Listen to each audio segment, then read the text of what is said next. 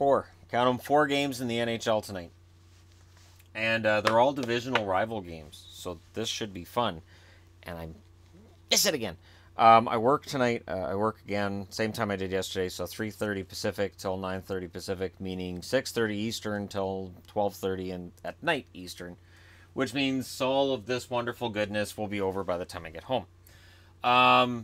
The 28, 19, and 10 Philadelphia Flyers are in Columbus against the 29, 24, and 4 Columbus Blue Jackets. Philly 5-3 and 2 in their last 10. Columbus 3-6 and 1 in their last 10. Philly is third in the division. Columbus is sixth, but only 4 points separate them. 66 for Philly, 62 for Columbus.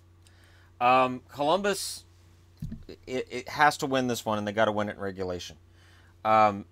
They had that spot in the playoffs. They were second in the division. They were second in the division for a while. And they gave up control largely based on the fact that over their last about 15 games, they haven't been very good.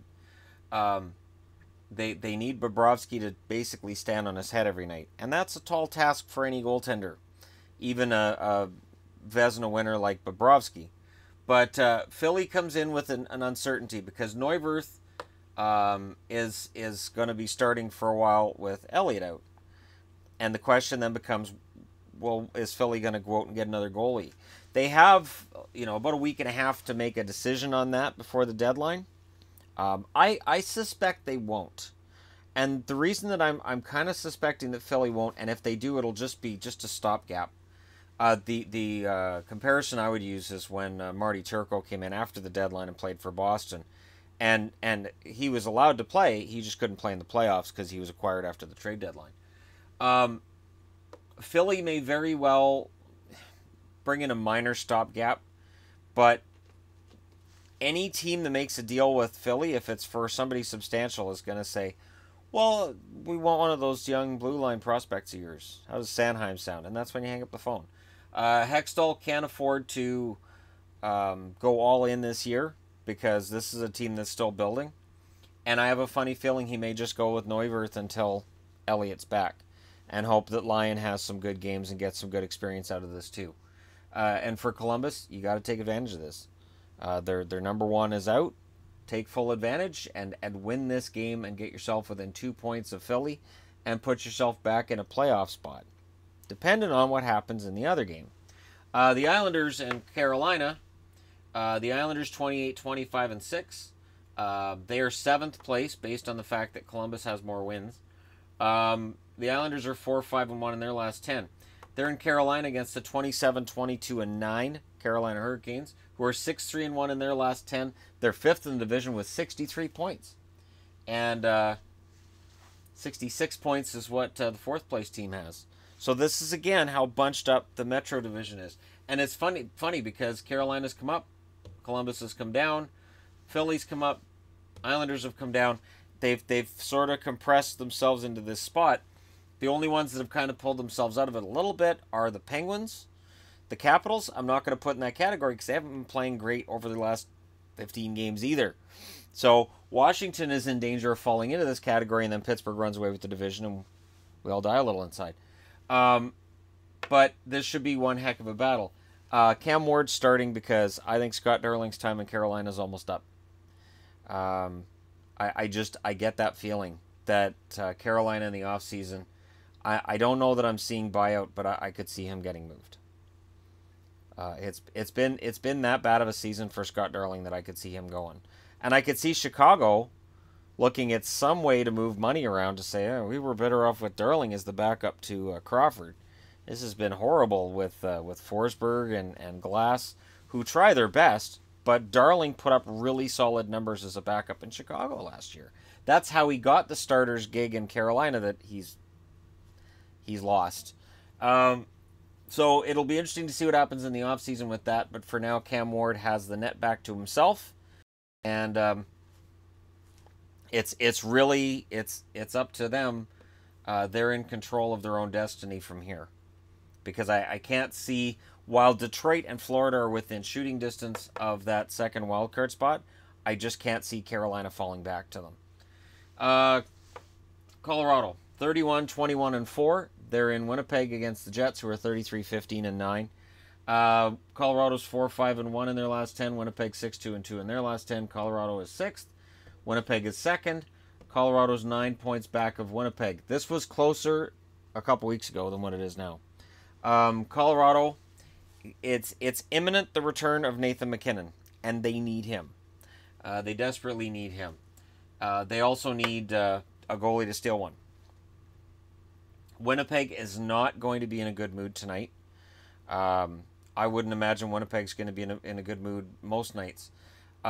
It's not video worthy, but I want to throw out there that when talked to about it, Blake Wheeler said pump the brakes on the whole Stanley Cup contender thing. We haven't even made the playoffs yet.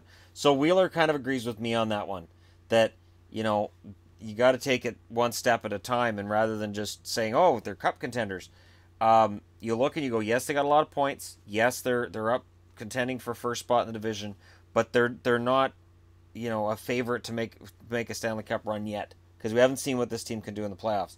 And then Paul Maurice countered that with, you can go as far as you want. So, coach and player are on two different pages on this, but I don't think it's any kind of contentious issue.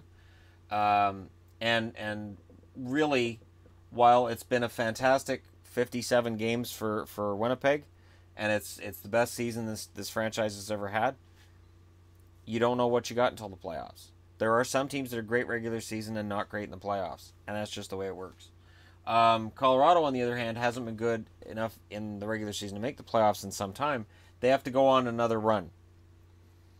I would say they have to go on another run of 5 or 6 wins in a row to really, because they have to catch many. Minnesota is the team they're looking at, and they have to catch one of these two in all likelihood if Minnesota bounces back from their most recent defeat against Washington and continues the run they'd been on before that. So it's not an easy road for Colorado despite the 10-game winning streak. The 10-game winning streak put them in the conversation. Now they have to play consistent hockey from here to remain in it. St. Louis 34-21-4, 6-3-1 in their last 10. Dallas 33-20-4, 7-3 in their last 10. Third place St. Louis, fourth place Dallas, 72 points St. Louis, 70 points Dallas. If I have a chance to listen to a game during my shift tonight at all, any part of a game I can listen to, I really want to listen to this one if I have to choose one game. This is a big game, because if Dallas can win this, because they have a game in hand on St. Louis, they would technically pass them and get into third spot, and that would be fantastic for Dallas, considering some of the struggles they had early on, and the fact that they've kind of had to admit Lettinen has been better this year than Bishop.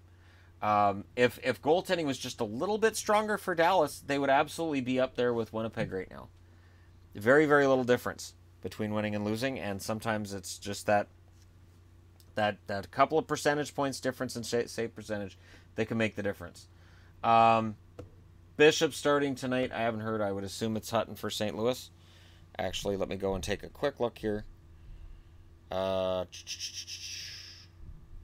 Starting goalies, because they weren't confirmed about an hour ago the last time I looked. Neuver's been confirmed, no surprise.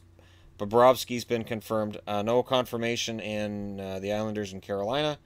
Bernier's confirmed for Colorado. He's been the better goalie of the two, although Varlamov had that nice shutout against Montreal. Hellebuck is likely. He's expected to start. Jake Allen's been confirmed against Ben Bishop.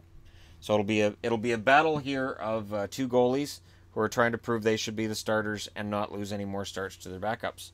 But let me know what you guys think in the comment section below. I'm not doing as I said a few days ago, if there's less than 5 games, I'm not going to bother with the timestamps because the videos are a lot shorter. So thank you guys for watching. Don't forget to hit like and subscribe if you're browsing your way through, and thank you so much for watching. I'll talk to you again soon.